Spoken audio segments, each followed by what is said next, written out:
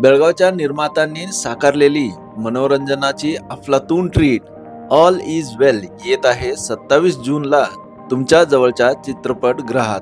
हो, मैत्री ती कुणाशीही होते, वय धर्म जात भाषा काहीच बंधन नाही। ही आहे अमर अकबर आणि अँथोनी या जबरदस्त चित्रपटाची भन्नाट गोष्ट। वाणीश्री फिल्म प्रोडक्शनचा हा सिनेमा म्हणजे मैत्री मस्ती आणि भरपूर हसवणारी सफर आहे। दिग्दर्शक योगेश जाधव, लेखक प्रियदर्शन जाधव, तर निर्मिती केली आहे बेळगावचे अमोद मुच्चंडीकर आणि वाणी हलपनावर यांनी।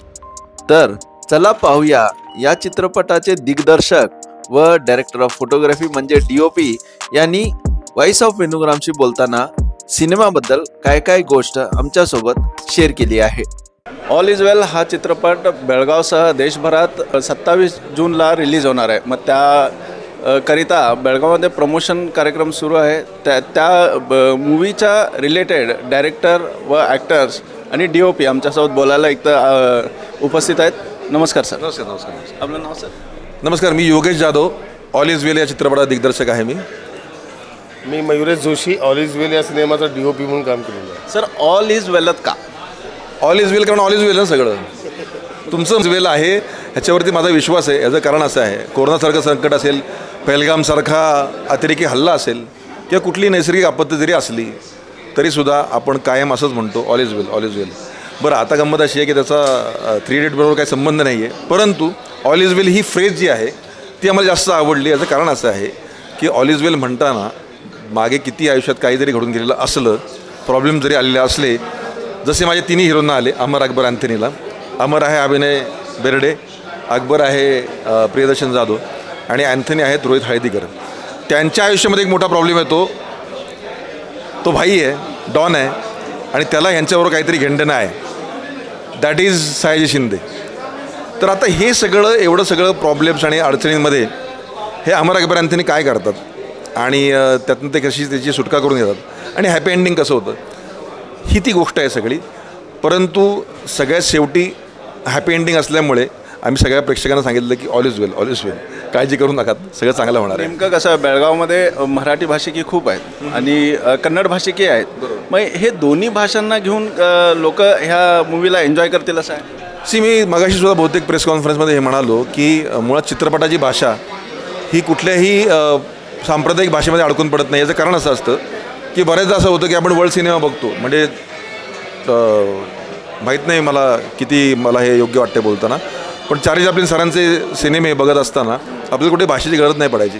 तर मगाशी मी तेच म्हणालो की माझा सिनेमा म्यूट जरी केला आणि पूर्ण सिनेमा बघायला लागलो तरी चित्रपटाची म्हणून एक भाषा आहे आणि चित्रांची एक भाषा आहे, तर ती तुम्हाला एंटरटेन करते आणि ते एंटरटेन करणं जे आहे ना ते या चित्रपटाचा गाभ आहे। त्यामुळे आम्हाला तसं व्हायला काही प्रेशर नव्हतं या गोष्टी। नवीन प्रोडक्शनसोबत काम करणं का, म्हणजे तुम्ही ऑलरेडी एक्सपिरियन्स आहात, तुम्ही ऑलरेडी मूवीज केलात, नवीन प्रोडक्शनसोबत काम करताना काय चॅलेंजेस फेस करावे लागले आणि तुम्हाला एक्सपिरियन्स कसा होता तुमचा? मुळात ह्या बाबतीत ही ऑप्शनल केस आहे। याचं कारण असं होतं की जरी प्रोडक्शन हाऊस नवीन असलं, कंपनी जरी नवीन असली तरीसुद्धा यांच्याशी संबंधित जे म्हणून हितचिंतक होते, मार्गदर्शक होते, त्यात पहिलं मोठं नाव म्हणजे आपल्या अखिल चित्रपट महामंडळाचे, मराठी चित्रपट महामंडळाचे अध्यक्ष मेघराजे भोसले आणि आमचे कार्यकारी निर्माते जे आमचे गुरु आहेत, सिनियर आहेत।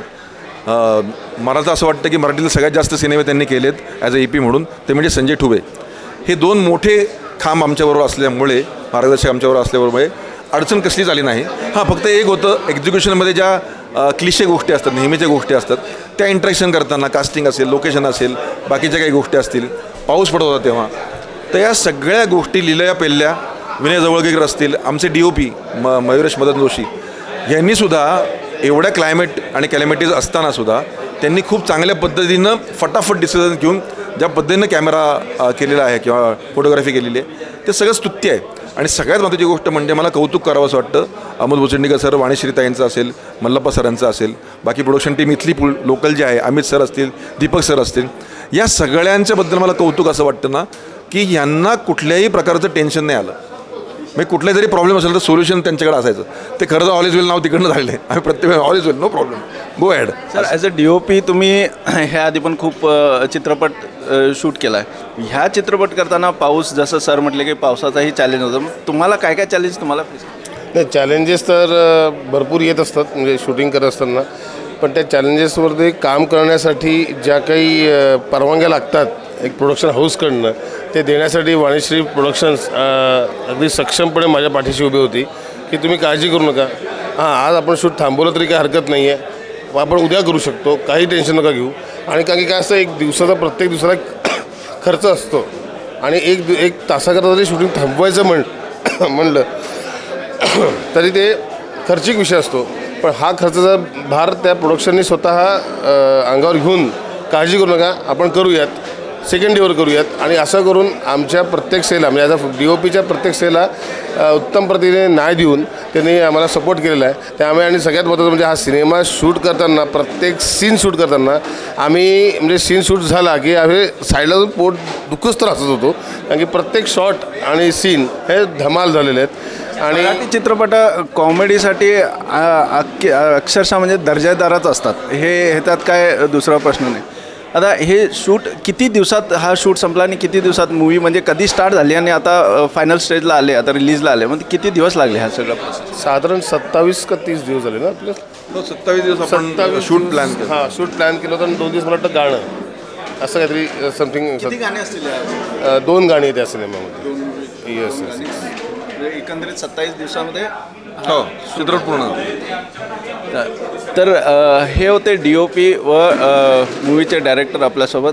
27 जूनला हा रिलीज होणार आहे, तर नक्कीच तुम्ही थिएटरना व्हिजिट करा आणि हा चित्रपट अक्षरशः तुम्हाला पोट दुखून असा हसवणार आहे एवढी खात्री त्यांनी दिली आहे. तर तुम्ही नक्कीच थिएटरला जाऊन हा चित्रपट पहा.